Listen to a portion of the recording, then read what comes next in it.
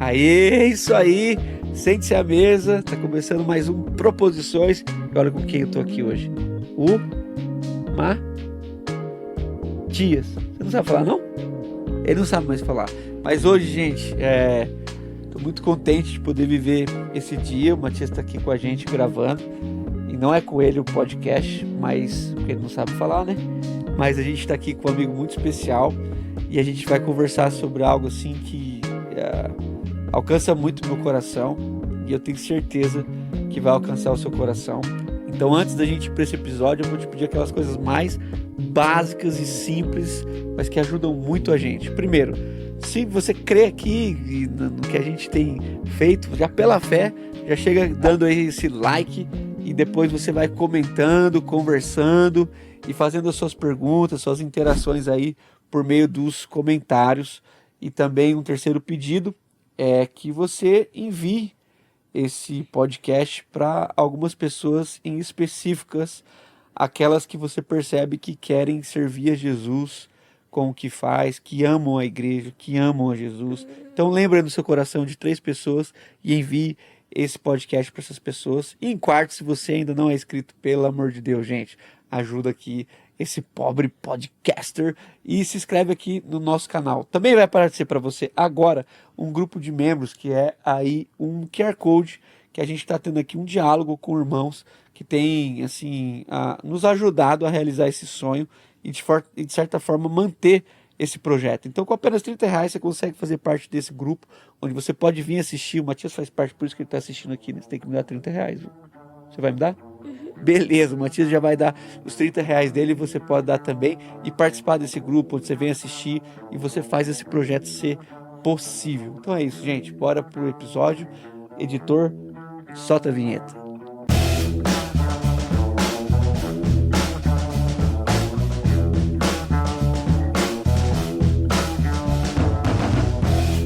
É isso aí, gente. Como já abri para vocês, tá comigo aqui, eu vou te chamar só de Gabriel, viu, mano? Não vou ficar falando sobrenome, não. O Gabriel, conheci há algum tempo já ouvia falar. Lembro lá, desde o primeiro Rock no Vale que a gente fez. Aí o Marcos falou, não, vai vir uns caras do hambúrguer aí, Holy Burger. E acho que você nem foi, você foi? Fui. Você foi? Não lembro. A gente fez 2 Rock no Vale. 2 Rock, mas você fez o primeiro também. Fiz o primeiro. Eu lembro. E também um amigo meu estudou com alguém que conhecia bastante o Holy Burger, e aí eu lembro que o pessoal falava assim, não, vamos lá comer um pudim na lata, era mó... Os caras falavam do Holy Burger por causa do pudim, eu falava assim, mas e o hambúrguer? É muito bom. Mas hoje a gente não vai falar de hambúrguer nem de pudim, a gente vai conversar sobre esse efeito maravilhoso do evangelho na vida do ser humano. Então tá aqui 2 pessoas profundamente impactadas por Jesus, que foram salvas por Jesus e hoje Amém. Estão lutando para viver o propósito de Deus, cada um na sua área, e ambos vivendo o evangelho. Então, antes de qualquer coisa que a gente vai falar aqui, mano, se apresenta um pouco. Você já tem vários podcasts aí que contam sua história. Então, o que você achar que deve falar de você, manda bala. Cara, eu sou Gabriel Prieto, é um prazer estar aqui com vocês. Valeu, Daniel, aí pelo convite. Cara, eu tô com 46 anos. Eu estou pastor do Instituto Sonhe, que é uma missão que atua com crianças e adolescentes em alta vulnerabilidade social no centro de São Paulo. Estou lá há 10 anos e, fora isso, como você já falou, sou um dos sócios do Holy Burger, sou pai da Morena e do Gael, São Paulino. Graças a Deus. Aí, filho, São Paulino, hein, mano? E acho que é isso, mano. Beleza. Você formou, você chegou a terminar a teologia ou não? Terminei. Você fez na Batista? Não. Eu não fiz na Batista, cara, na Eu época. achei que você tinha feito no Batista. Não, cara, sabe por quê? Porque assim, eu já estava envolvido com missões urbanas no centro de São Paulo. E aí, quando eu fui conversar com o pastor, eu era de uma igreja batista, na época, Igreja Batista da Liberdade. E o pastor, na época, eu falei pra ele falou, cara, eu te conheço bem, tal, tal, tal. Eu falei, olha, eu tenho vontade de ir mais pro viés da missiologia do que de me formar um teólogo. Eu sei que lá também vai formar um teólogo, Sim. mas eu não estava indo muito para ser um academicista. Eu tenho mais a minha veia, meu ministério sempre foi mais, bom, meu ministério, eu sou evangelista e tal, mas o meu ministério sempre foi mais de rua. Aham. E aí quando eu falei pra ele que eu tava pesquisando os lugares, claro que eu trouxe, falei, olha, eu pensei na teológica, que é lá em Perdizes, mas confesso que o meu coração tá mais apontando mais pro Betel brasileiro na época, na São Bento, com a Durvalina. Olha, tem um Betel aqui, Santo André. Tem? Ah, tem, verdade, Tem um verdade. Betel aqui. E aí eu fui pro Betel brasileiro, cara. Eu entrei em 2005. Ah, se formou faz tempo, pô. Faz tempo. E aí eu fiz os 4 anos lá no Betel, fiz o bacharel. Aí eu fiz um ano de validação no Mackenzie depois. E aí depois E ainda tinha aquela validação do Tinha, MEC, né? é, Agora não tem mais. o Mackenzie tinha. E aí eu fiz a validação no Mackenzie e depois eu fui fazer pós na Servos. Na Servo de Cristo. Que da hora, Fui velho. fazer pós em aconselhamento familiar. Que bênção, velho. Que legal, mano. Eu achei que você tinha feito na Batista, porque um amigo meu conhecia vocês e ele tinha feito Batista. Então eu fiz essa ligação. Tinha certeza que você tinha feito lá. Mas bênção, mano. E de lá pra cá, como você falou, assim, eu tenho me aproximado de você, assim, quase virtualmente, né? Mas a gente sentou algumas vezes juntos. E lá em Brasília, a gente estava junto lá na Casa das Estações. E a gente conversou muito ali com o Paulo Júnior. E você ficou um pouco menos, né? Você teve que voltar antes. Eu voltei um dia Mas antes. você voltou um dia antes. Mas você fez aquele passeio lá no barco, etc. E a gente foi conversando bastante sobre esse movimento da igreja que, como você falou, missiológico, evangelista, mas de uma comunidade que cada vez mais pretende-se o diálogo como forma de alcance, né? E hoje você tem servido mais, como você colocou na missão Sonho, No sonho. que tem o foco mais com crianças e adolescentes, né? Fala um pouquinho ali do Cara, o sonho Sonho. O Sonho nasceu no centro de São Paulo. Ele é a fundadora e presidente, é a Joana Machado. Tem eu sou 15 anos. 15 anos. Fez, Eu vi lá, eu vi fez lá. agora em maio. A Joana é fundadora e presidente. Eu sou vice-presidente lá e pastor no Sonho. O que aconteceu? O Sonho nasceu por causa de uma menina com 11 anos que foi estuprada por 4 dependentes químicos. Lá mesmo, no Lá, centro. lá na Cracolândia, 15 anos atrás. E essa menina pediu um socorro. É uma história muito forte, né? Essa menina pediu um Essa história socorro. punk. Eu já ouvi, Enfim, você já ouviu, né? Mas ela é bem. A gente acabou de gravar sobre essa questão do Maio Uma Laranja. laranja. A gente Fala tá lá, junto, mas né? fala. Com Visão Tamo Mundial, junto, inclusive. né? Cara, e aí, enfim, a gente começou. O Sonho tem esse lugar de. O meu primeiro ministério lá atrás, cara, logo após minha conversão, lá em 2002, foi com homens, pessoas em situação de rua. Por quê? Porque na Igreja Batista da Liberdade, onde eu me converti e tudo e tal, a rua de trás, cara, é cheia de gente em situação de rua. Então, ali que eu comecei a acolher, abordar e tal. Quando eu fui pro Sonho, a ideia era muito mais de prevenção, que é o que a gente faz até hoje. Dentro do acolhimento com as crianças, essa questão relacional é de dar oportunidade para que elas sonhem com uma realidade além daquilo que o olho vê todo dia, que é drogadição, prostituição, crime, violência pra caramba. Então a ideia é, nesse processo de andar junto, de discipulado de crianças e adolescentes. Aí usa arte, social, saúde, enfim, educação, esporte, são os pilares que a gente tem lá.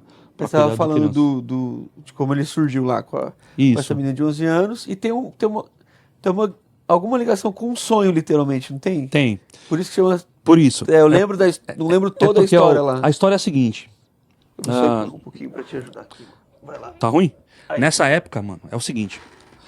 No começo quando a gente começou as ações lá, a gente não tinha muito acesso. Porque assim, não sei se você sabe, mas toda criança que tá em situação de rua, ela acaba que alguém na própria rua acaba adotando a criança. Ela ganha um pai na rua ou uma mãe na rua.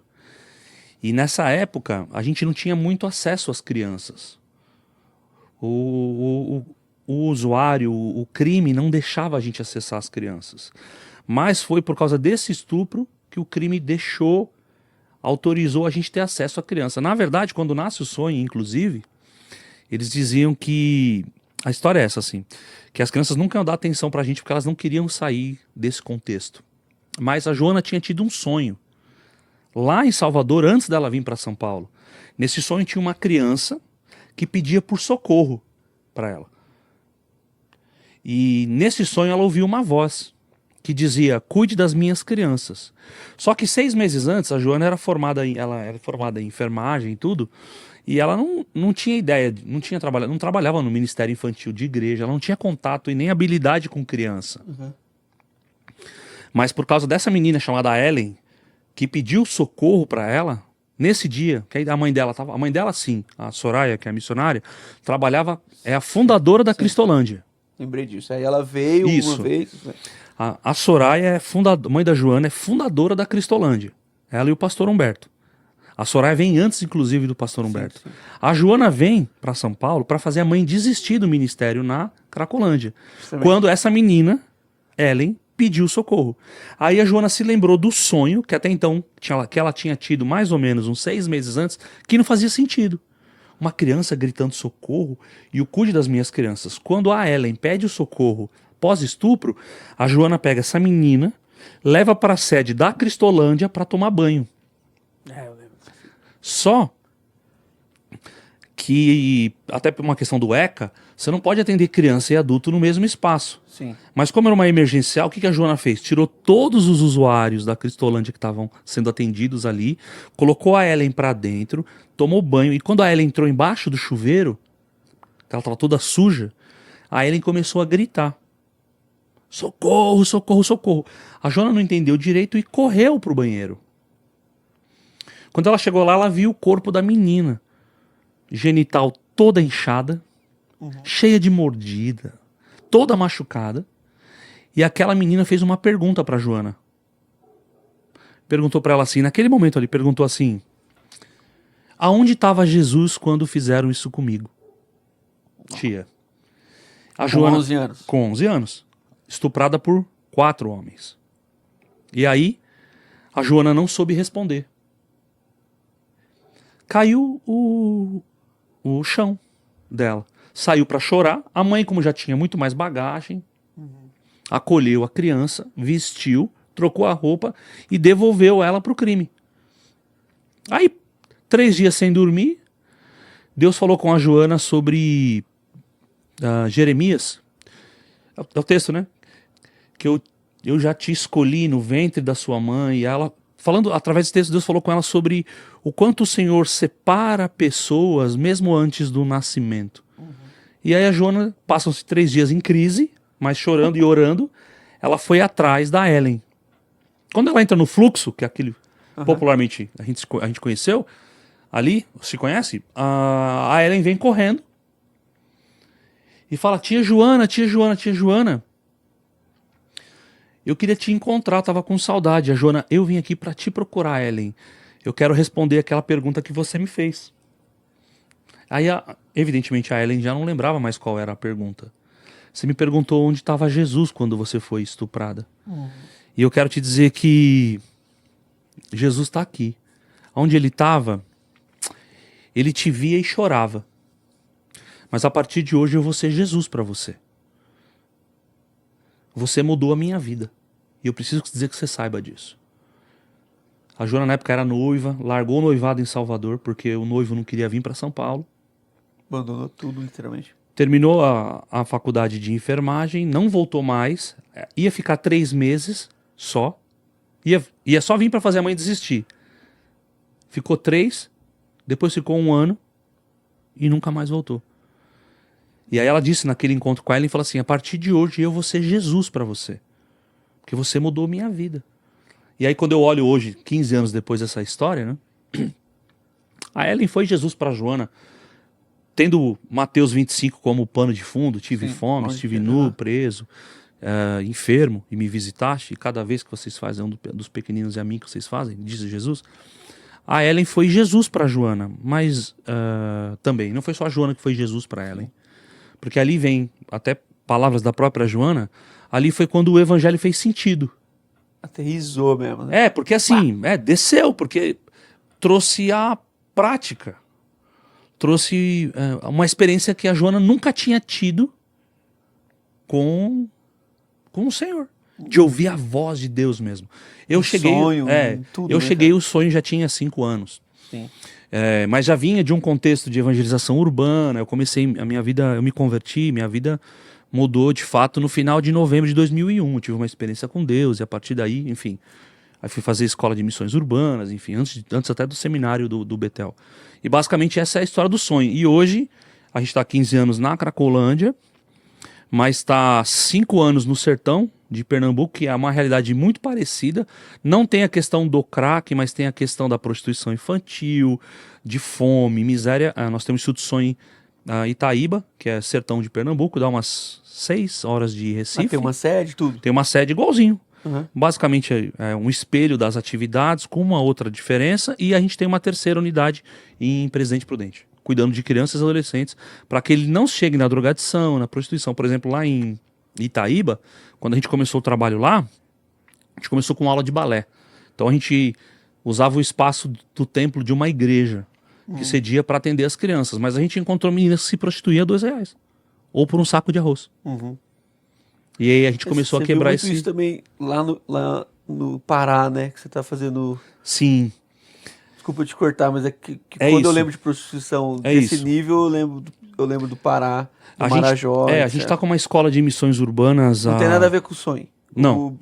Tá? Não. Porque na verdade eu era ministro de uma escola de ministérios aqui em São Paulo e sempre vinha uma caravana de gente do Marajó pra cá. Caramba. Então, e é uma saga, barco, avião, Nossa, é muito... tudo. Eu fui lá no Marajó já, é muito...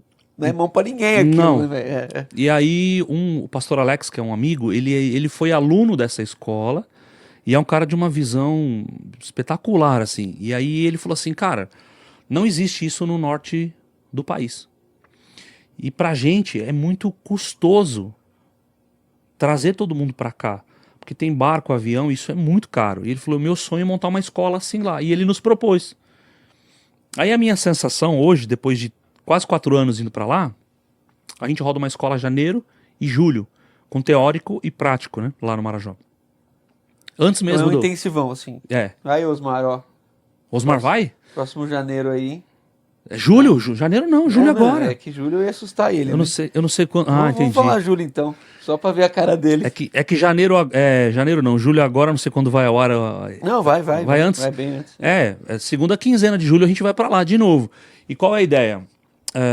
Lá a gente prepara o próprio Marajoara, o Ribeirinho, pra combater. Um dos desafios com certeza, é prostituição infantil. Cara, sabe o que você estava falando? Eu até conversei com você. Quando eu fiz a enquete lá de pessoas que poderiam vir aqui, um tema que está assim, explodindo no meu coração. Tenho sentado com muitos empresários, pequenos, grandes, tanto faz.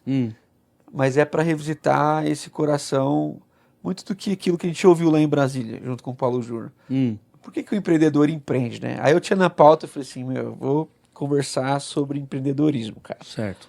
Só que aí quando eu ouvi você em alguns podcasts e pregações que eu fui achar no Google, algumas conversas nossas aí no YouTube, eu falei, não, cara, vamos falar disso aqui. Por quê? Antes, a gente estava tocando num assunto que a gente assistiu isso, né? Eu lembro lá que você não falou, mas você andou lá com os caras, o Capelete, Sim. etc. E a gente tem essas relações... O Paulo foi meu primeiro contato na Cracolândia, 2002. E depois... Já tinha Missão Sal? Já, não, era a Sena. Era a Sena e Missão aí Sena.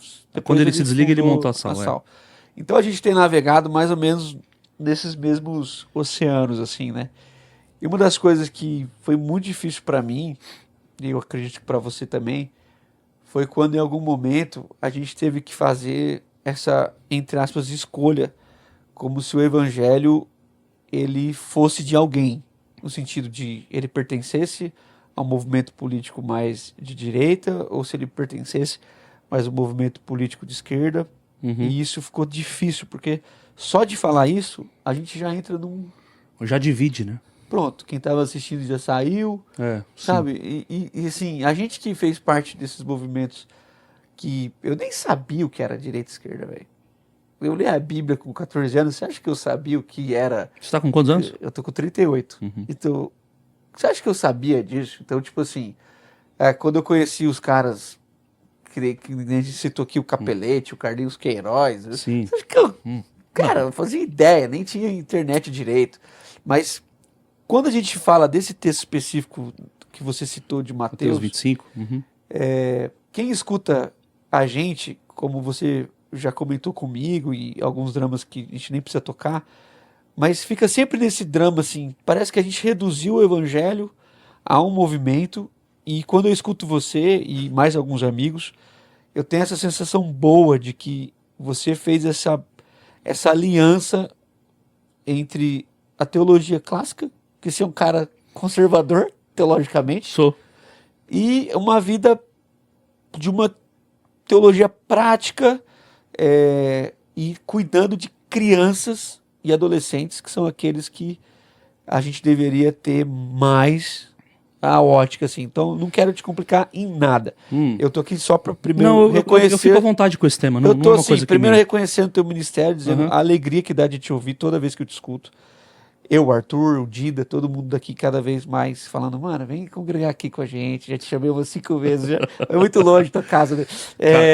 Vamos Cara, deu plantar 21 uma igreja, km, meu, pra vamos vir plantar pra uma cá. igreja lá, cara, a gente planta a doca lá. Nós estamos plantando no centro. Pronto, então Faz vamos conversar, 3 segundas-feiras já. Começamos Então, as segundas. vamos conversar sobre isso. Então, cara, eu queria falar com você desse impacto do evangelho, como você veio traçando aí, e de como você tem mantido essa prática ortodoxa da leitura bíblica, já vi você falando disso, da oração, já Sim. vi você falando disso, e do cuidado dos menos favorecidos, se é assim que a gente pode chamar. Certo. E como que tem sido importante para sua espiritualidade o contato com o que a gente vai chamar aqui dessa linha de frente do tráfico e de crianças que são vendidas e compradas descaradamente no centro, e você ali no meio como um pastor, missionário, empresário, tendo seus filhos, tendo sua vida.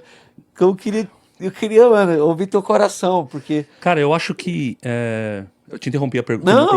Não ia perguntar. Eu queria ouvir teu coração, porque me anima saber que ainda há muitos irmãos, que a gente sabe que há muitos irmãos, fazendo um trabalho assim, integral, sem dividir o Gabriel Não empresário, consigo. do Gabriel missionário, do Gabriel pastor, das empresas que você tem, embora a gente sabe que o CNPJ são coisas diferentes, Sim, mas sim. o Gabriel é indivisível. Você é um Sou, não tem e você como. não se divide em nada, cara. Cara, isso é muito bonito, velho. Assim, eu acho que eu posso afirmar, na verdade, que a coisa mais especial, depois, evidentemente, de entender o evangelho, de entender a graça que me salvou, entender Jesus, assim, e conhecê-lo, eu acho que o segundo maior presente que eu recebi na minha vida foi o chamado para fazer parte da missão de Deus. Porque ela revelou para mim o propósito da minha vida. Porque, assim, talvez se eu fosse o Dimas, o primeiro vida louca da história, que se entrega aos 45 do segundo arrependido, talvez eu não entendesse a beleza de que é fazer parte da missão por uma questão óbvia. Não deu tempo dele descer da cruz e não deu tempo. Não pregou pra ninguém, não foi pro seminário, não deu tempo dele viver isso. Mas eu me arrisco a dizer que fazer parte da missão de Deus, cara, esse convite trouxe um descortinar muito profundo da minha existência, cara. O que você chama de eu tô falando visão de Deus, assim? Missão. De Deus, Cara, só para porque às vezes as pessoas os temas cara, a missão de Deus é se revelar.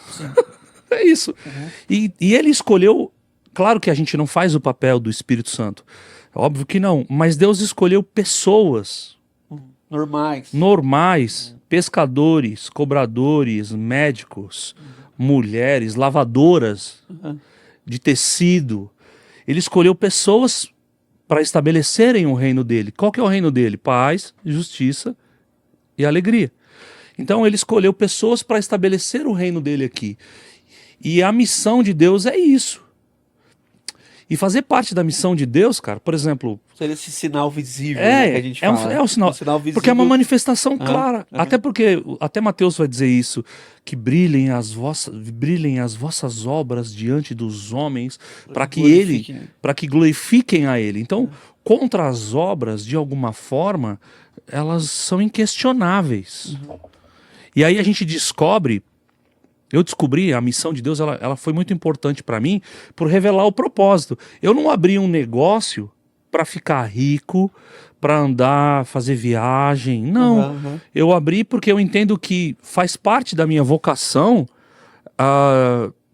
transformar, cuidar, pastorear e revelar Jesus. Não estou dizendo a ordem, evidente que não é nessa ordem. Mas aí, o Gabriel que atende a criança no Instituto Sonhe, ou que atende um cara em situação de rua no centro de São Paulo, ele tem que ser o mesmo que fala com o seu gerente no seu negócio.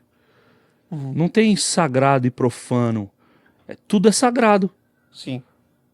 E aí tudo é de Deus. Então, eu acho que entendendo essa unidade minha, de quem eu sou, ser único, indivisível em Deus, criado para isso... trouxe propósito. E aí, até uma coisa que a gente ouviu juntos lá com o Paulo Júnior, que é muito verdade, esse propósito, ele se cumpre na jornada, ele deixa de ser um evento. Sim.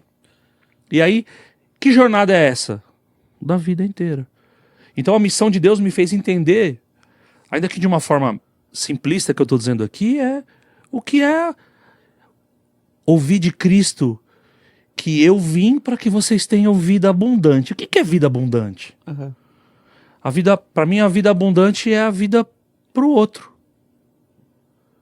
A vida abundante é se encher, permitir ser, Efésios 4, deixai-vos encher pelo Espírito, não é para me arrepiar, não é para eu ir para o culto somente, não é só para eu ter uma experiência com Deus, mas eu me encher a ponto de eu transbordar para que o outro conheça aquilo que mudou minha vida para sempre.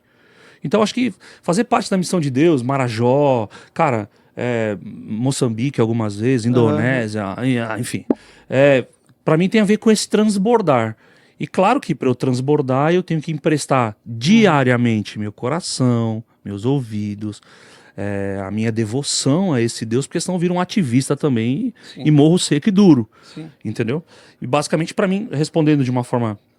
talvez simplista, cara, fazer parte da missão de Deus no sentido de revelá-lo ao próximo para que o outro conheça o evangelho do reino, conheça a graça de Deus, cara, me dá dia após dia vontade de viver. Acho que é isso. Porque senão, o que seria? A vida é uma eterna pagação de boleto, certo? Seria isso, então? Atrasados ainda. Alguns atrasados, né? Então, assim, eu acho que... Acho não, né? Ela trouxe um propósito muito significativo, pelo qual a gente o imita. Quando eu falo imita, eu tô falando de Cristo, é ir até o último segundo da vida. Sem ser agora arminiano, mas é poder repetir Paulo dizendo: combati o bom combate, concluí a carreira e guardei a fé. Para mim é... E o que tem, assim, ultimamente, porque, assim, ao longo dos anos, a gente vai mudando as atividades, assim. Certo. Mas eu acho que todo mundo tem uma mensagem só, eu sempre falo isso, né? Mas o que você tem sentido, assim, no teu coração, a nível de transformação, o quanto que estar em contato nessa linha de frente que estamos chamando, certo, tem transformado você? Como você usou o exemplo da Joana, sim, que é a criança, como ela chamava? Ellen. A Ellen, ela foi agente de transformação para Joana. Eu tive muitas Ellens na minha vida. Você tem recebido muito. Muito. Tem sido pessoas sem nome, entre aspas, têm sido usadas para no processo de transformação da sua vida. Sabe por quê? Eu acho, ele me ajuda em vários aspectos, mas o principal é para eu manter o meu coração no lugar certo. Vou dar um exemplo. Eu fui fazer um evento final do ano passado em Buenos Aires. colocaram a gente, era um evento do restaurante, que é parte da minha vida. Colocaram a gente num hotel super luxuoso de $1.700 a diária. Meu Deus, velho. Não faço ideia. Também não. Cara, não faço ideia. A gente tomava enquadro do segurança, porque a gente não tem cara de quem tem condição de pagar isso. $2.000 por dia. Vezes 6? Não dá. Meu Deus. Mas a gente foi cozinhar nesse hotel. Sim, sim. Foi um evento muito legal. Mas ali, deu menos de um mês, eu tô no Marajó, dentro da casa de um ribeirinho, dormindo num quarto, em 6 pessoas no chão com um colchão. A diária dali vai mais de um ano lá. É isso. Muito mais de um ano. Entendeu? Uhum. Então, no que a missão me ajuda? Conforto, consumismo é muito sedutor, meu. A missão, não tô dizendo que ela me ajuda só nisso, mas ela me ajuda a manter os meus pés no chão da vida. Ela fura uma bolha que o fato de eu ter uns negócios poderia me aprisionar. Por quê? Por trás do que eu tô dizendo... Mas como você lida, cara? Então, vou te explicar. Tá, porque é muito diferente. São dois extremos. Mas eu entendo que o Senhor me colocou neste lugar exatamente depois de preparar o meu coração. Por quê? Eu acho que se o Senhor não tivesse... Se Jesus não tivesse me entregue o coração dele... Pode parecer meio arrogante o que eu tô falando, mas se eu talvez não tivesse... Deixa eu explicar isso. Talvez se eu não tivesse conhecido... É uma oração, dá-me o teu coração. Talvez se eu não tivesse conhecido o evangelho antes, eu já tinha me perdido, cara. Claro. Porque é muito sedutor, cara. Sim. É muito sedutor, porque eu não posso mentir, eu tenho 2 restaurantes de sucesso, que são conhecidos tudo que é lugar. Eu preciso ir. Cara, tem bajulação. Mano, tem bajulação. Tem, cara, eu fui assediado. O mercado gospel, ele me assediou, é evidente que me assediou. Cara, mas, por exemplo, nos últimos anos, sempre que sai assim, os 10 melhores hambúrgueres de São Paulo, você sempre tá, velho. Sim, cara. Você sempre tá. Isso é muito sedutor, cara. Sim. Porque se eu não tiver o meu coração em Jesus, cara, eu tiro o pé do chão da vida. Porque Jesus disse isso também. Quando ele fala, bom, jovem rico, pô. Sim. É camelo no fio de agulha.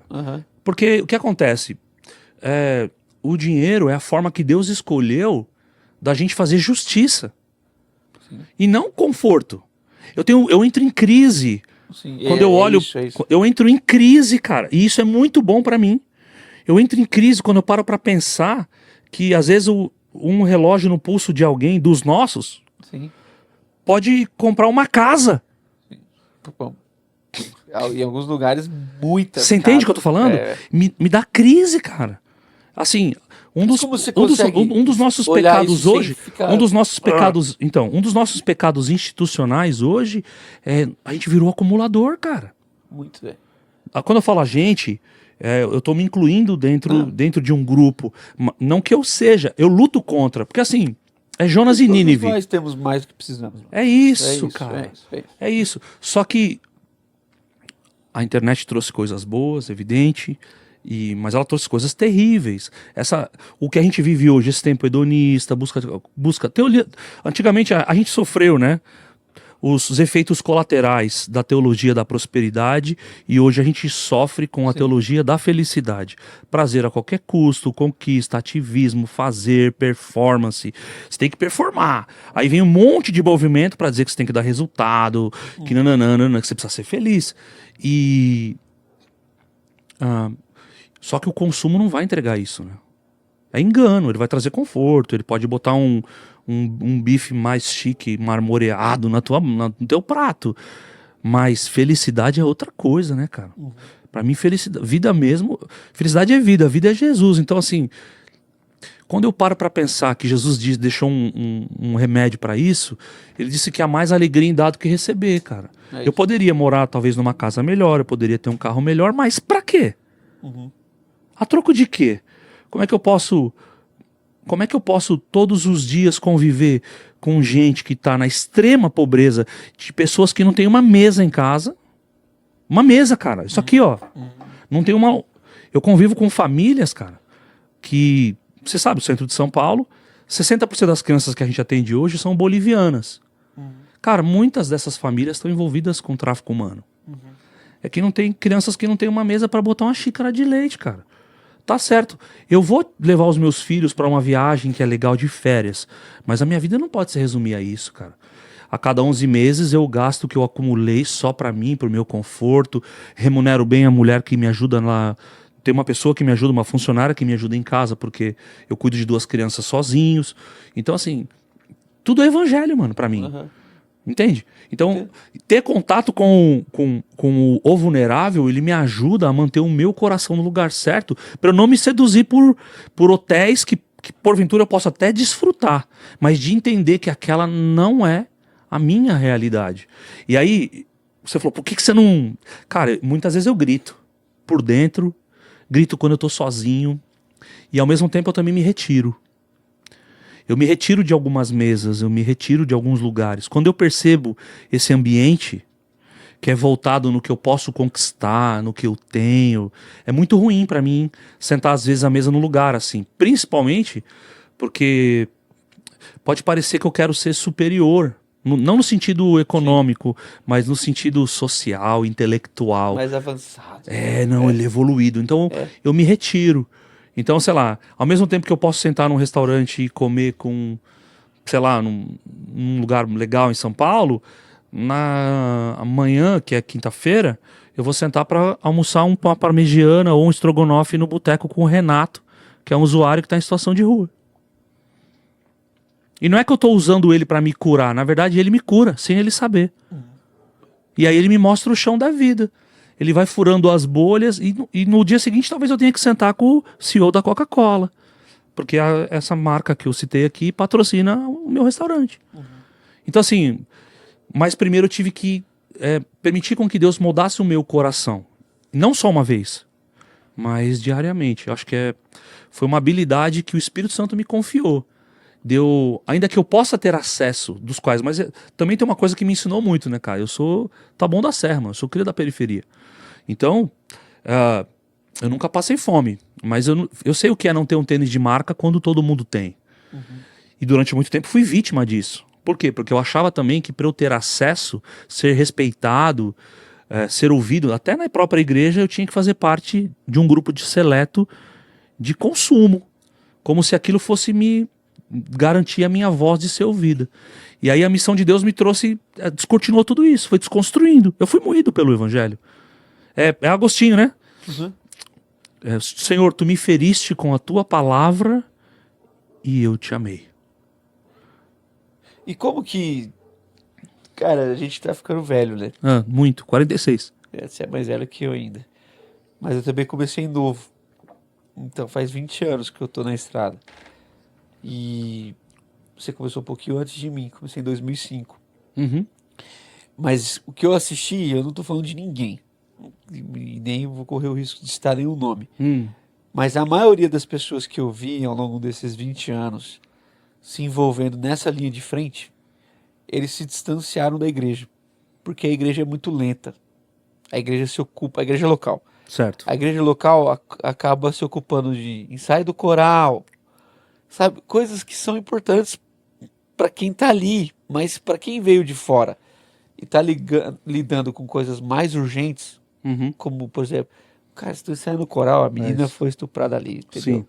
Então eu fui vendo que ao longo dos anos, a maioria dos amigos, pessoas até que eu admiro, que se envolveram demais com essa linha de frente, primeiro, elas ficam meio, vou usar um termo aqui, meio reducionistas. Certo. Elas acham que quem não se envolve com aquela causa que é delas não é crente. Eu já pequei nessa área. Não, mas deixa eu terminar. Ou elas desencanam da igreja, mano. Elas não conseguem esperar que a igreja tem um outro compasso, que nem todo mundo foi iluminado nesse sentido. E que, às vezes, o ensaio do coral, por mais infantil que pareça, pode também estar transformando a vida de alguém. Óbvio que transforma. Entendeu? Mas quem está na linha de frente acaba achando que isso é mais importante do que isso. Você prega a igreja, você prega no domingo, mano, eu prego na rua, cara. Eu sou mais evoluído que você não vai pra linha de frente. E você, eu sei que bateu a cabeça em algum momento. Com certeza. Mas hoje, graças a Deus, você acabou de dizer que você está plantando uma igreja. E eu sei que nesse sentido você é mais ortodoxo, vou dizer assim, Sou. muito mais do que parece, né? Porque você tem a imagem mais underground, assim, e não é tanto. Teologicamente você é mais... Não, não sou. Você é o cara ortodoxo, você é o cara mais... Cara, eu amo a igreja, cara. Então me responde, Então, como que ao longo desses anos, como que eu... como que você não fez com que essa velocidade de um ministério pessoal, a Excelente. igreja local não vai acompanhar a velocidade do teu ministério. Sim. Nem a igreja que você vai plantar não vai acompanhar. Não, eu sei. Cara, excelente pergunta, porque é o seguinte, eu conheci muita gente nesse mesmo caminho que E a você... gente tá falando das mesmas pessoas, sim. você sabe. mas Não, eu tem outras, talvez, Sim, sim. mas eu sei de alguns Sim, sim. casos, gente que eu sento à mesa, mas que hoje tá fazendo o caminho de volta.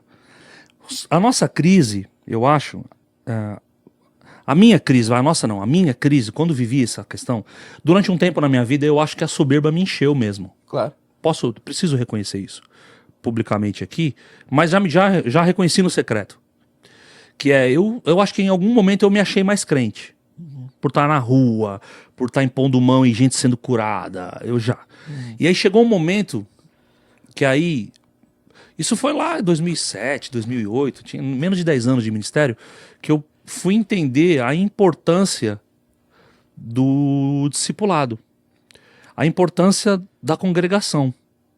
Só que a gente vive uma crise institucional violenta por causa da decadência moral. E aí esse CNPJismo, a gente confunde a igreja Corpo de Cristo com a denominação. E aí, por conta das frustrações que todos nós já tivemos com a denominação, Claro. é que aí você junta, olha que dois componentes perigosos: frustração e mais soberba. É muito perigoso essa mistura, ela dinamita, ela me deixa estéril, entende? No sentido congregacional, porque aí eu passo a acreditar que, primeiro, eu sou mais importante do que as famosas 4 paredes, e segundo, eu tenho uma frustração tão grande que eu não faço mais parte disso.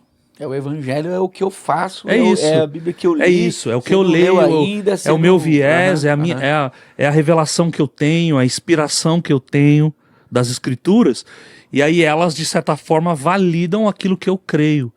E aí, essa crise, eu acho que eu passei por ela, evidente, mas eu acredito que o que me ajudou foi enxergar como irmão, de fato. Foi uma história curiosa até. Eu tava no Morumbi, sou São Paulino, tava no estádio, Graças a Deus. e eu fui assistir um São Paulo e Palmeiras, cara. Ganhamos Eu tava- ou perdemos? A gente empatou. Tá bom. Mas foi uma história muito legal. Quando eu cheguei no estádio, marcou minha vida e eu conto ela em alguns lugares. Acho que em podcast é a primeira vez. Eu fui assistir... Exclusivo. Exclusivo, bota aí, exclusivo. Cara, eu fui assistir um São Paulo e Palmeiras, no Morumbi. Entrei no estádio, o cara do meu lado me ofereceu um Trident, chiclete. Opa. Eu achei estranho, porque não conhecia, não sei o nome, mas tá aqui do lado. Falei, não, obrigado, beleza. O São Paulo entra, aquela tradição, antes de cantar o hino, fala o nome de todos os jogadores, todo mundo fica em pé, aplaude, salve o tricolor paulista, tal. Começa o jogo, aí passa o cara do amendoim, mano. 3x10, 3x10, 3x10. Eu falei, eu quero. Aquele amendoim torradinho vermelho, sabe? Claro. Corante, clássico de estádio. Aí o cara como veio, não não comer. tinha Pix na época. E o cara não aceitava cartão. E aí eu falei, não tinha dinheiro, então, não aceita cartão, beleza. O cara foi embora. Quando o cara voltou, o cara que tava do meu lado aqui, que até hoje eu não sei o nome, ele foi, comprou 3 amendoins e me deu. Ele falou, você não queria amendoim? Eu falei, obrigado, mano. Ele falou, não, fica à vontade aí, tudo certo. Eu falei, da hora, legal. Cara, mas Mano, vai vendo, mano. Vai vendo a história. É. Tava diferente. E aí, intervalo 0x0, quase gol. Volta do intervalo. São Paulo atacando, pumba, 1x0. Cara, naquela hora explode, né? Se abraça ali, abraça aqui. Vamos, é nóis! Os caras, camisa. E vai e tal. Daqui a pouco, quase gol do Palmeiras. Os caras, quase gol do São Paulo. Aí o Palmeiras empatou, 1x1. Aí todo mundo parte começa a xingar, parte apoia, começa ali, tal. Torcida. Beleza. Terminou o jogo 1x1. Fui embora. Começo a descer a rampa do estádio. Eu gosto de arquibancada pra sentir mais emoção, né? E aí eu, cara, descendo a ladeira da arquibancada, o Espírito Santo falou comigo. Você viu o que aconteceu aqui hoje? Eu falei, vi, 1-1, era pra ter ganhado. Cara, Deus começou a falar comigo, eu falei, eu vi ele falou, cara, para pensar, Gabriel. Uma partida de futebol dura 2 horas. É mais ou menos o tempo que dura a reunião de vocês. Vocês se encontram, torcem pro mesmo time, cantam junto, se abraçam, mas você tá indo embora sem saber o nome daquele cara que eu coloquei do seu lado, que pagou os amendoins pra você. E ele não sabe o seu nome. Vocês não se relacionam. Vocês se encontram, mas não se encontram. Vocês estão juntos, mas não se encontram, não dividem a vida. Primeiro O relacionamento cada um é come isso. seu próprio pão. É isso. E eu comecei a chorar, cara. Eu acho que ali começou um processo meu de... Eu não cheguei a espanar 100% a ponto de me tornar um rebelde na questão eclesiástica. Mas aquilo, de certa forma, eu falei, cara, a gente precisa se relacionar. Mesmo com aquele que eu não concordo. A gente precisa... E Deus começou a ministrar o meu coração sobre a importância. Porque assim, cara, a igreja de Jesus é linda, mano. A terra há de ficar muito pior Tá louco. sem a presença da igreja. E aí, para quem tá ouvindo, eu não tô falando do CNPJ. Porque o CNPJ ele é capaz de matar muita gente. Mas a igreja de Cristo, estabelecida por ele, não aquela de Apocalipse 3, que cultua, mas ele está do lado de fora, de Laodiceia, eis que estou à porta e bato. E é impressionante, não sei se já aconteceu com você, mas às vezes você vai num CNPJ e você não percebe Jesus. E independente do tamanho. Isso é muito grave. Inclusive isso já está profetizado, escrito por João. Dentro das centenas de revelações que ele teve a respeito de pássaros de ferro, fim do mundo, fim dos tempos, esfriamento do coração, por causa da iniquidade, aumentar a iniquidade, o amor de quase todos esfriaria. Então às vezes eu olho e falo, cara, eu preciso me relacionar. Então isso foi me tirando, não o senso crítico, mas me tirando a murmuração e talvez o desejo de me professar como um cara que não vai mais à igreja, entende? Na prática, eu sei que eu sou templo do Espírito Santo e igreja é outra coisa. Eu não tenho, eu sei o que é templo físico, sei o que eu sou templo e sei o que é a igreja. E a igreja tem a ver com, ela é 100% relacional, senão ela não é igreja, ela é um encontro, uma reunião. E por isso que a gente também vê esse crescente movimento, não somente no Brasil, mas fora, de igrejas nas casas, né? Crescente. Existem exemplos bons e ruins, eu sei também, Claro. mas é por causa de uma questão, porque o ser humano está gritando, não somente nós, cristãos, mas gritando por relacionamentos verdadeiros, genuínos, profundos, onde eu posso ser quem eu sou, onde eu dou acesso, abro minha casa, você conhece minha família, eu conheço a sua, eu divido o pão, entende? Então acho que isso foi, não estou dizendo que foi o estádio, mas isso me ajudou a perceber, sei lá, eu lembro na época do seminário que tinha o Betel era um seminário conservador também, de linha pentecostal, foi de um jeito, e eu tinha assembleianos, eu tinha pentecostais clássicos, mas também tinha alguns reformados, então acho que isso me ajudou muito nesse molho. Eu acho que eu sou um ciborgue, teologicamente falando. Sim. Eu flerto, tem horas que por conveniência eu flerto com uma corrente, e tem horas que eu flerto com outra. Eu acho que talvez quem me ouve, minha linha vai ser talvez um pouco mais, até mais calvinista do que arminiana em algum determinado momento, mas eu entendo que eu posso me relacionar com Não, todo mundo. Eu fui devo, pra esse inclusive. lado, assim, cara, porque a gente vai amadurecendo, né? Tava aqui conversando com o Grulha, você viu lá. E todo mundo tem uma fase mais assim... Rebelde, né, cara? Tem. Porque a gente se converte, vai lendo a Bíblia e vai vendo que a instituição, obviamente, ela é mais lenta. Sua casa é mais lenta do que você. Então, tipo, a partir do momento que você casa, Sim. você casou, você Sim. falou aí que cuida das crianças, porque você viveu um luto aí né, muito jovem, né, cara? Então você teve vários dilemas, assim, a ser enfrentado. Mas quando você era sozinho, você ia mais rápido. Quando você casou, você vai mais devagar. Quando seus filhos nascem, você quase para. Depois eles vão crescendo, você vai voltando à atividade. E foi isso que me libertou também, de certa forma, de perceber que a comunidade local, vocês conhecem a nossa igreja um pouco, você conhece algumas pessoas, você nunca veio no culto, né? Não, A gente já falou de te chamar várias vezes, mas beleza. tô devendo. Chamar oficialmente agora. Mas eu fui percebendo que aconteceu comigo quando eu era sozinho, eu era numa velocidade. Casei, outra velocidade. Com os filhos, outra velocidade. Isso me fez olhar para a igreja local com um pouco mais de paciência. E talvez esse batismo de humildade, de falar assim, cara, peraí.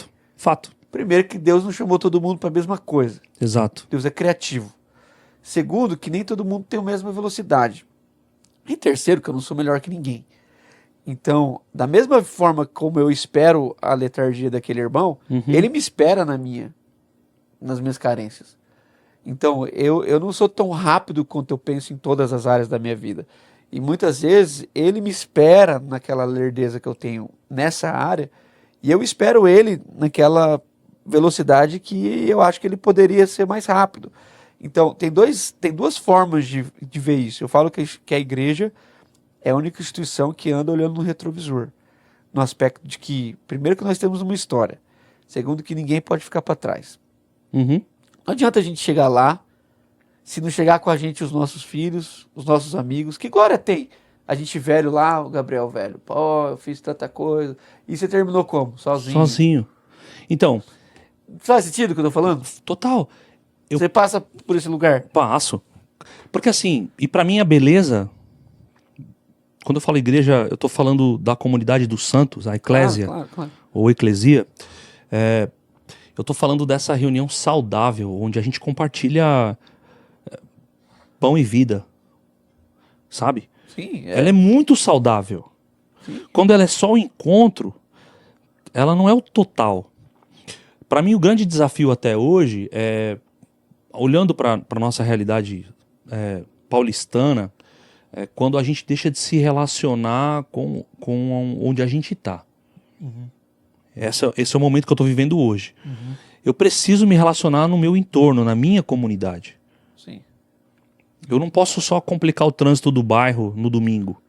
Foi o que eu te falei. Eu tô pensando numa igreja. Porque eu me torno. Onde eu tô aqui. Eu me torno execrável. Eu me torno uma barreira para que as pessoas se aproximem de mim, como o corpo de Cristo. Agora, se eu servir, é muito diferente. Então, acho que depois de ter plantado algumas por aí, eu acho que cada vez mais foi chegando perto do que... Não é que eu cheguei a perfeita porque eu não acredito nela. Não acho que sempre vai ter falha, enfim. Até por conta da velocidade que você falou e tal. Mas eu também acredito que cada um vai manifestar parte desse corpo. Sim. A gente se complementa demais. Só que eu acho que o sucesso, embora eu não tenha uma denominação de sucesso, eu nunca estive à frente de uma. O máximo que eu fui foi pastor de jovens em uma comunidade, que era relativamente, hoje, diante do padrão do São Paulo, média, 400, 500 jovens na época. É médio. Jovens? Só jovens, 400? Tinha. É grande, pô. Tá doido? Não, na época era médio, já. É médio. Se eu pegar as médias Meu hoje, Deus, cara, velho, os caras mas estão... muito jovem, velho. Os caras estão com 10 mil, pô. Sim. Pegar aí uma galera, tem 10 mil. Mas eu tô falando sobre... esqueci.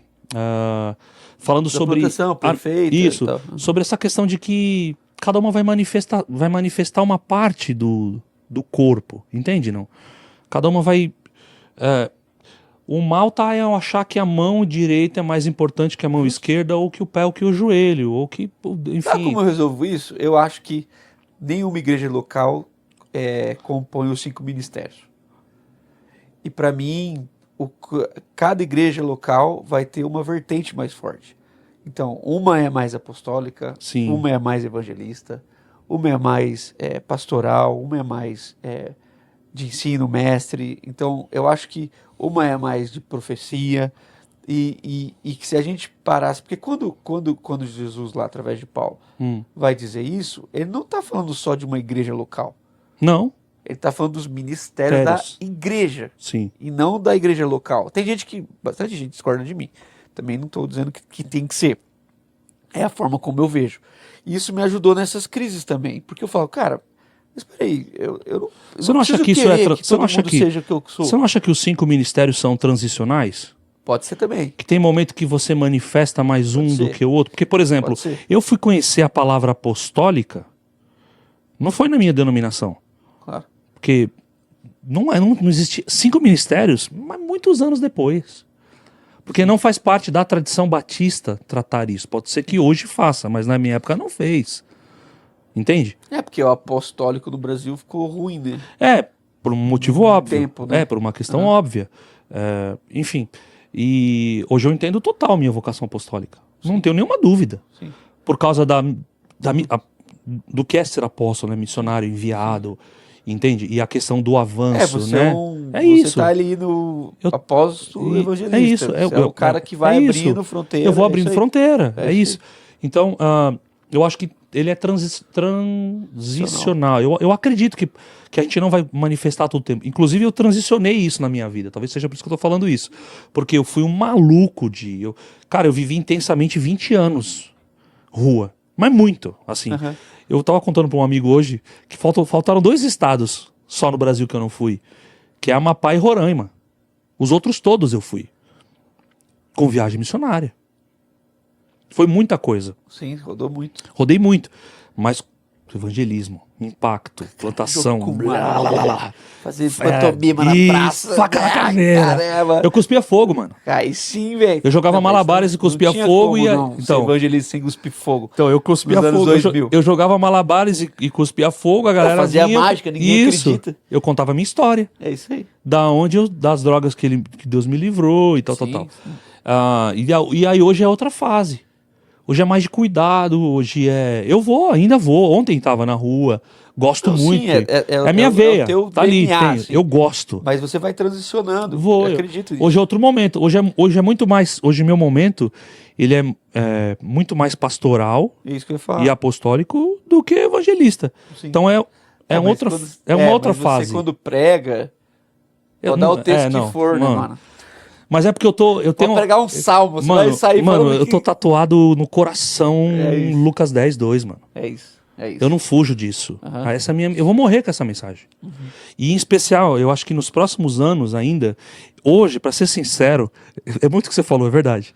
Que é, qualquer texto, vai ser igual eu. Você vai pregar sobre o que? Gente, mas hoje, eu vou te falar uma coisa. Eu vou te falar que a mensagem de hoje nem é tanto essa, assim. Essa ainda é na rua, é fato. Não consigo. Aqui ou fora daqui. Eu digo Brasil ou fora daqui. Mas aqui, cara, hoje, nos convites de conferência, cara, eu vou terminar Campo Branco e pouco trabalhador pra Seara. Não tem como. Porque é um encargo. Porque é o seguinte, a minha geração... Então, mas a minha geração, ela não recebeu bastão. Talvez seja uma das poucas...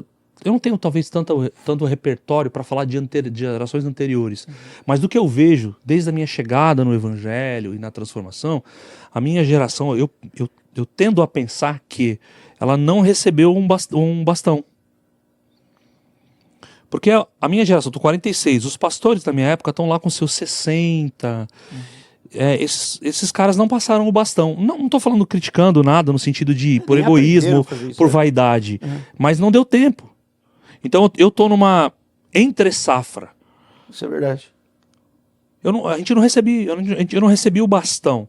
Então eu tô entre... Porque alguns desses pastores que estão com 60, 70 ainda estão liderando. Sim. É nesse sentido que eu tô falando também. Ainda tá. E aí, consequentemente, até acompanhando o movimento global, cara, as históricas todas... frequência, adesão, projeto, visão, missão, tudo isso foi perdendo para um novo movimento eclesiástico, sei lá, Parede Preta, tudo que vem depois, que aí vem liderado por jovem, mais jovem, as churches e tal. Então, acho que a mensagem que eu tenho carregado hoje tem a ver com isso, por conta de acabar um pouco com esse romantismo do evangelho pop, porque que não me transforma, me salva, mas não me transforma, que é levantar o tênis, mas não ir, Então a minha mensagem tem muito a ver com isso hoje. Beleza, vai ter mais um evento nos Estados Unidos ano que vem, não sou contra, tá tudo certo. Eu vivi a SOS da vida. Sim. Era incrível, enfim. Muito legal. E eu me lembro do Manga, disse que o Manga é meu amigo hoje. O Manga, era muito engraçado esse amigo de uns caras que eu via aí em cima antes. Não, é né? louco, é louco. Manga, Brother Sim, Simeon, o Zé Bruno. Zé Bruno é meu amigo, pô, toma um café com ele. Um dos caras que me inspira também. O Zé é bem O Zé, equilibrado. o Zé é cristocêntrico É. e tal, tal, tal. E enfim, de ver uma galera emocionada que diz que queima e que tem paixão, mas na vida prática não converge para uma vida da missão de Deus. Não estou falando ir para o campo, largar tudo, não só, mas de tudo. Igual De encarnar o evangelho e falar assim, cara, eu vou ser um médico de Jesus, eu vou ser um advogado, eu vou ser um TikToker, eu vou ser um podcaster, eu vou ser um streamer, eu vou ser o que for, mas eu vou levar o evangelho do reino. Eu vou estender a mão para quem não pode, o órfão, viúva, vou pregar também, não vou ser só assistencialista, porque eu também não acredito nisso. Vai para política também, vai para todas as áreas.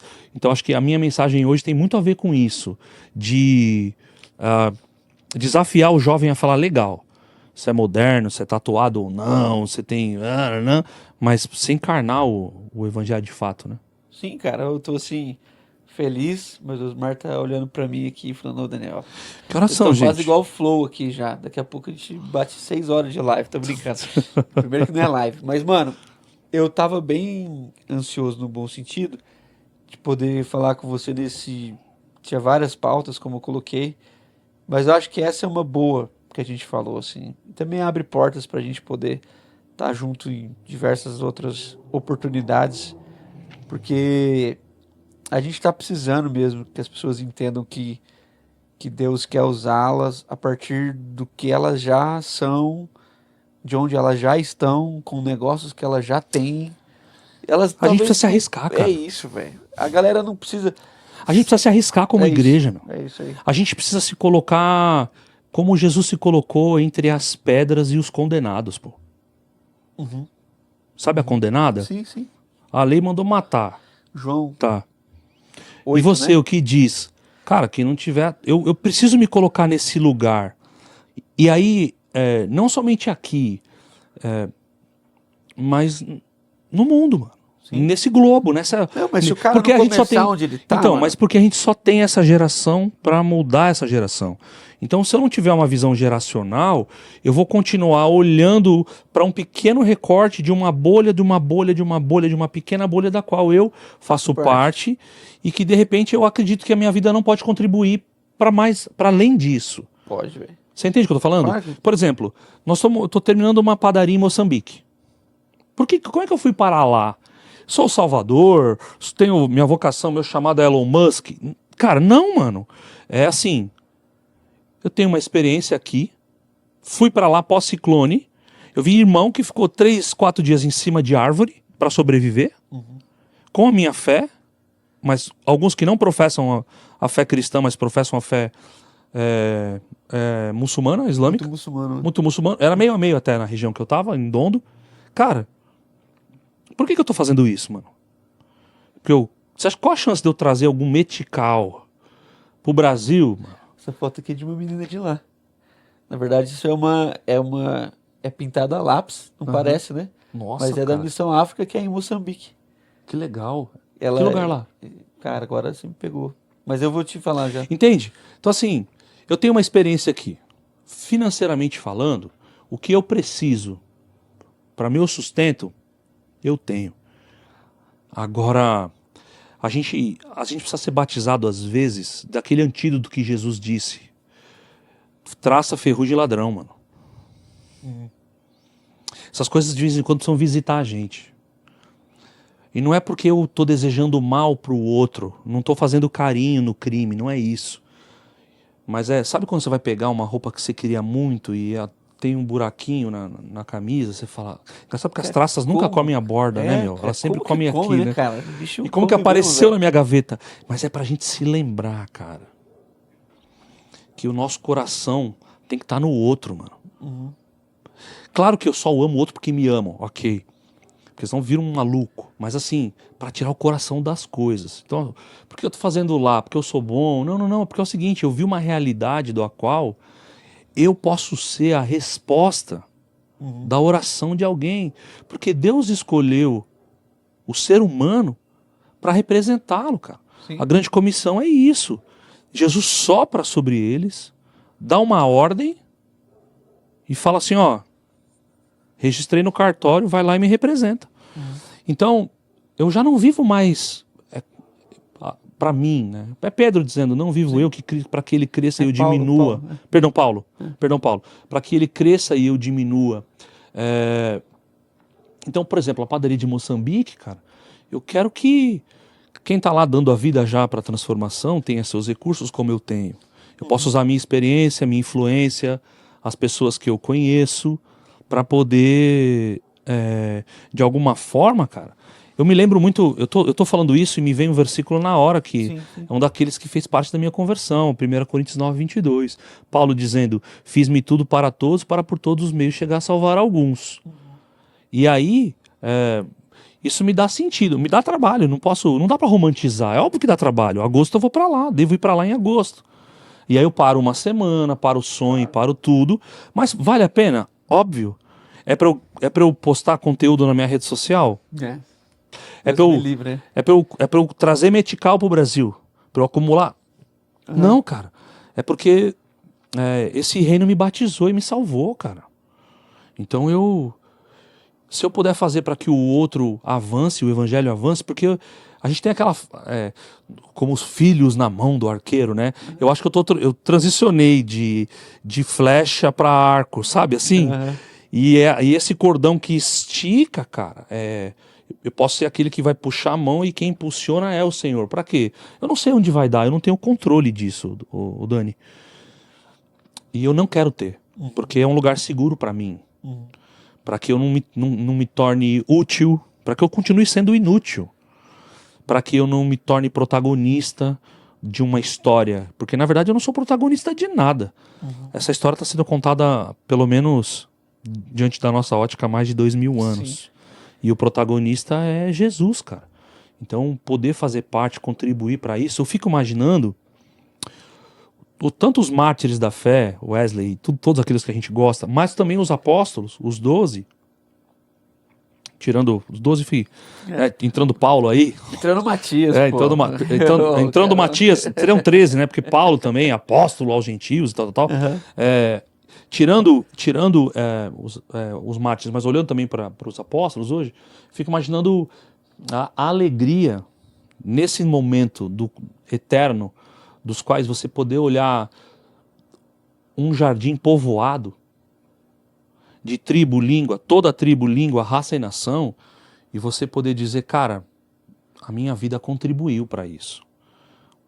Que regozijo deve ser esse? Coisas das quais o olho não viu, o ouvido não ouviu e o coração não sentiu, né? Não imaginou, a mente não imaginou, das coisas que Deus tem preparado para nós nesse lugar, onde a gente vai poder olhar e falar assim, cara,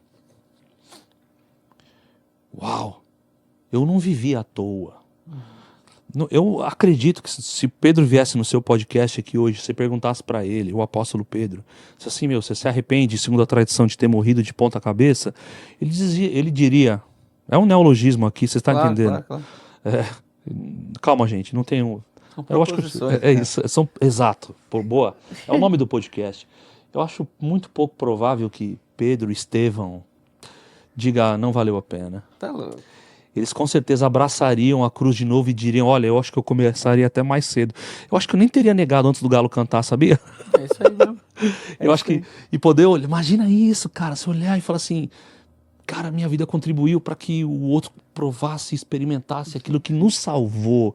E aí a gente se abraça e brinda e fala, uau, louvado seja o nome de Jesus por isso. Ele assentado no trono agora, governando para sempre, e os nossos olhos vendo aquele que a gente anunciou e viveu para ele. A gente já tem um motivo para viver e para morrer. Claro. E aí eu acho que tudo que a gente acaba fazendo, se tiver isso como pano de fundo, vai, de alguma forma, deveria tirar a nossa glória, tirar o nosso orgulho, e tudo isso acho que sintetiza tudo que a gente falou até aqui, de não se sentir mais crente, porque na verdade não tem nenhum justo sequer, nenhum.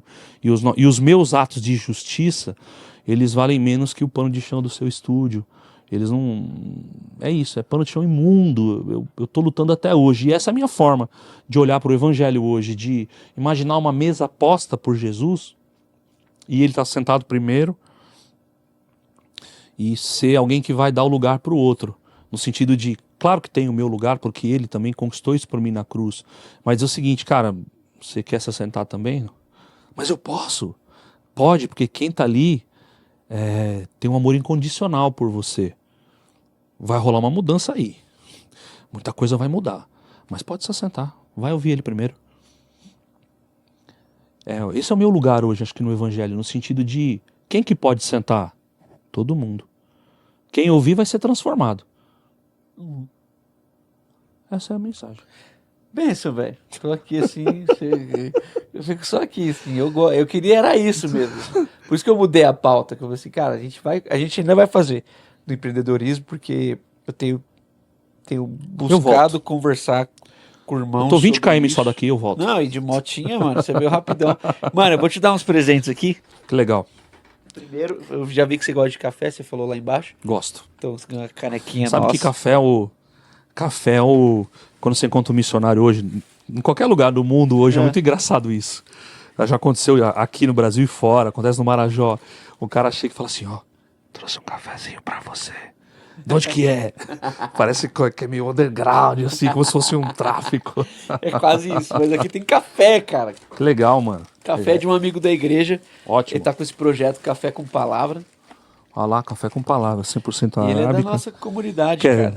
é Minas, sul de Minas, você sabe? Eu não sei de onde é o grão. Existe força brotando na sua fraqueza. É, como sou Aí fraco, sou toma forte. essa aí, velho. Já levou uma profecia aí. E ele coloca aí uma folha da Bíblia. Ele tá bem. Ele tem o sonho de ter uma cafeteria.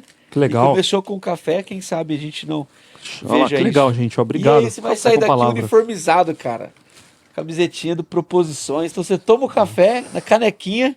Que Ó, não que é essa legal. não, é mais bacana do que essa ainda. Pô, E obrigadão, uniformizado, mano. E eu vou te agradecendo. E Vou provar depois, viu? Depois eu posto lá. aí Muito sim, bom. café com palavra. E eu vou te agradecendo, mano, e vou te explicar uma parada, assim. A gente tem aqui, no Proposições, um quadro só.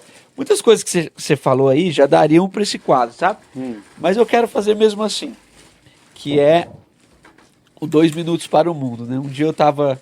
Só volta um pouquinho assim, seu mic, senão vai ficar muito... Ah, eu mexi nele aqui. Aqui, ó, no braço. Assim, ó. Aí te ajuda mais. Acho que eu esbarrei, né? Desculpa aí, como é o nome do... Osmar. Desculpa, Osmar. Desculpa aí, Osmar. Ele tá bravo, viu? Ele vai em Errei. julho com você, hein? Errei, fui moleque. Eita, moleque. A gente deu 2 minutos para o mundo, cara. Que era essa coisa que eu pensava assim, cara, todo mundo carrega uma mensagem e já pensou, cara, que esse mundo tão globalizado, essa ideia de que, já pensou se Deus um dia falar assim, então vai, Daniel, agora o mundo vai parar, só que também você só vai ter 2 minutos, cara. Qual a mensagem que você daria? Luciano Huck me copiou lá no quadro dele, que era esse royalties aí, mas assim, e eu tenho falado isso aqui, e eu falo sem combinar antes, porque eu acho que flui do coração e é uma forma de também deixar registrado assim qual seria a mensagem que a gente falaria com o mundo. Eu falo 2 minutos, mas ninguém vai te mostrar nenhum relógio. Claro. Mas é aquilo que está no teu coração. Mas onde que eu tô nesses 2 minutos? Onde eu Como quiser? assim? Onde você quiser. Mano. Fisicamente, onde eu estou? Eu tô dando uma mensagem na internet, eu tô na rua conversando com Onde alguém? você- Onde eu A quiser. onde você quiser. A única diferença é que o mundo inteiro, Deus ia parar o mundo, Aham. todos os aparelhos, toda a internet, tudo. Ia aparecer o plantão da Globo lá, pá, 2 minutos, e aí o mundo inteiro ia poder ouvir uma mensagem do seu coração. Aí você olha para a câmera 18 aqui, e aí você entrega isso aí para nós. Eu vou dizer, na verdade, nos meus 2 minutos o seguinte. A Terra é um Titanic que bateu num iceberg e que a água está subindo e está afundando. É meio trágico o que eu estou dizendo, mas é a realidade. O mundo jaz no maligno mesmo.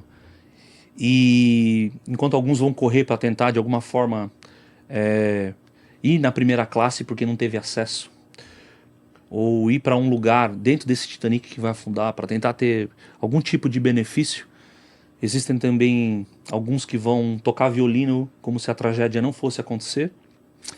mas existem alguns que vão anunciar que